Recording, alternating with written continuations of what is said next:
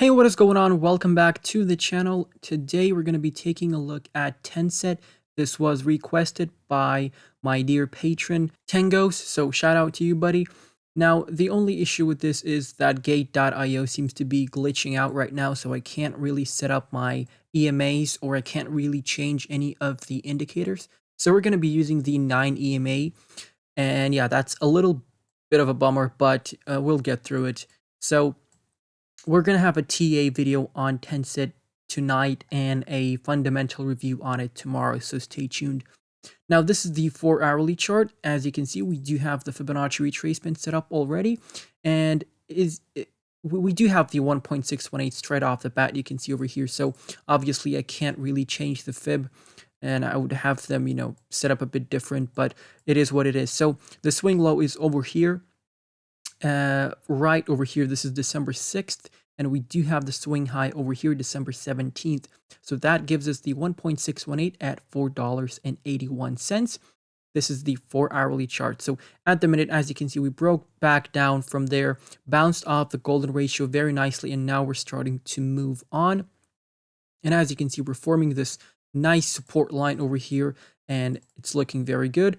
And we're also, you can see that if we're going to start hitting our head on this resistance line, on this previous swing high, which I anticipate that we're going to do, right? We're going to start hitting our head on in here, and we haven't really touched this area the second time for this to be a valid resistance zone, really, and for it to be a rising wedge, or a rising triangle, a rising wedge, and that's a bit of a different pattern. But this is an ascending triangle, basically, is what I'm trying to say.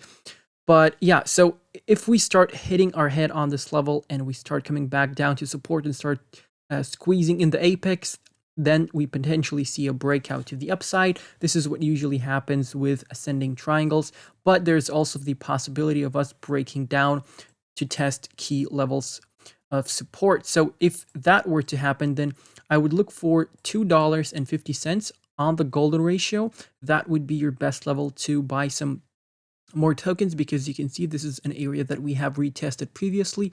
Below that, we do have the 0.5, which is another strong support level on the Fibonacci retracement at $2. And I would personally wait until we get the RSI to come back down into this oversold zone, and that's the best time to be buying your assets.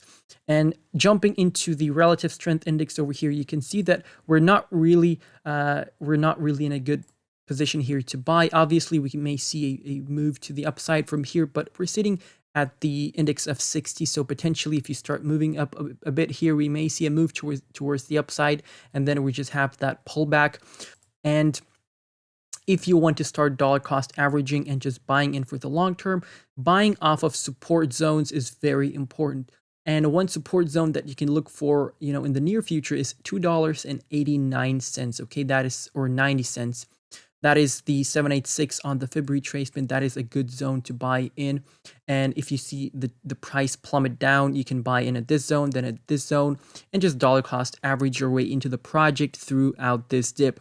Obviously, there is a potential of a flash crash, right? We may see a flash crash, potentially, right? And if that does happen, you are likely to see it, come back down to these lower levels. So I'm just going to call out the prices on the Fib that we have. So here, the 0.382 was a pretty major resistance level at $1.96. And we bounced back from that to the 0.236 and went all the way up, right? So we broke through the 0.236 over here, back tested it as support. So this is a solid support zone as well. That would be $1.62. Now, from where we are right now all the way to $1.62, that would be a 50% pullback. So if we had potentially another flash crash, this is where we could wick off, right? We can wick towards this area or these prices and then come back up, right?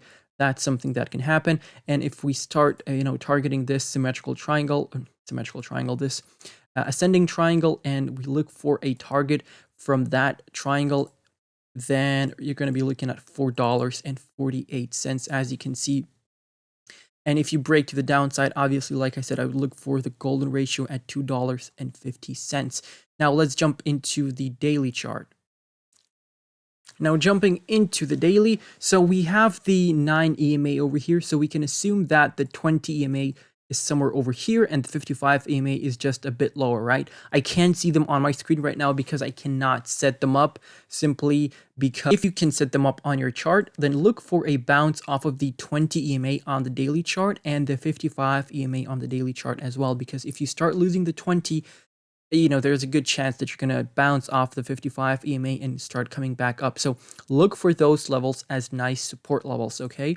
Now, looking at the oscillators on the daily chart, the stochastic is pretty much plummeting down over here, and it seems like we're having some sort of a bearish divergence in between the price action and the stochastic RSI, because as you can see, the price is moving towards the upside for the past week, but the stochastic has been moving to the downside. So that could be potentially your precursor to this pullback that we may have. And on the daily RSI, we are pretty much in the overbought right here. So I would potentially wait for a pullback, and I would wait for a pullback on the daily chart. Let's see this index over here at 60 on the daily. That would be your first buy zone, for example, and another resistance level that we broke through over here would be on the index of 51.5. So these are the two support levels on the or 52 on the index. So these are the two support levels on the RSI that you potentially want to look for,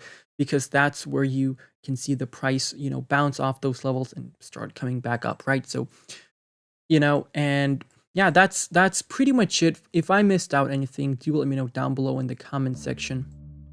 Yeah, but overall, looking at the chart, we've been in quite recently and we haven't had, any sort of pullbacks. So we've been in this nice uptrend since December 9th. And, we may potentially come back and retest this swing high over here and, just bounce off the 0.5. So yeah, look for support levels, always buy off of support. Personally, for me, I'm not going to be buying into this project right now because, we're overbought on the daily RSI. I'm just going to wait for a little pullback, and then I'm going to potentially, put some buy orders at these prices over here. Obviously, if you see the project plummet down with the market and come back down to these lows, just dollar cost average at these prices, right? It doesn't mean that I lied to you or, that I misled you saying that these levels were going to hold. I'm not saying that they're going to hold, but they potentially could.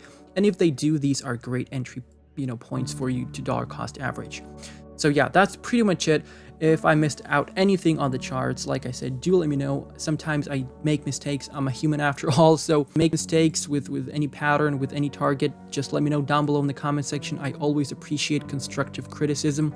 So yeah, that is pretty much it. Make sure to check out our Telegram chat. We do have a Discord server as well, and make sure to follow me on Twitter. And we do have a Patreon as well. All the links are down below in the description. I'm going to catch you in the next one. Goodbye and good night.